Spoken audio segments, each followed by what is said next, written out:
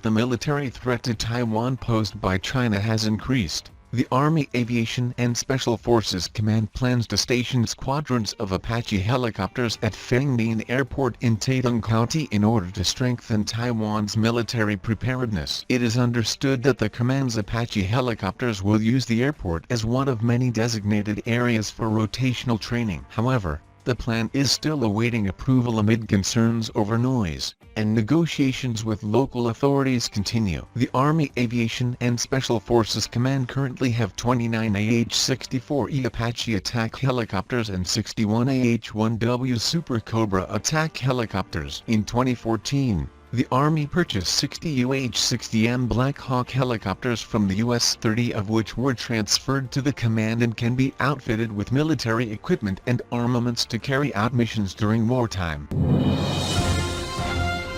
The Philippines has started repairing a runway and upgrading other facilities on Thitu Island, the South China Sea territory that was last year the scene of a standoff between Chinese and Philippine vessels. Satellite images taken on May 17 show two barges anchored near the western edge of the runway, one of which appears to be fitted with a grab dredger, which comprises a crane with clamshell bucket. The airstrip on Thitu Island was built in the 1970s and was the first of its kind in the Spratly Islands. Over time, however, the western end of the runway crumbled, which, coupled with the poor condition of its surface, made it difficult for aircraft to take off and land. Besides the repairs to the runway, 7 new buildings were built on Thitu last year, 4 of them close to a residential area on the eastern side of the island.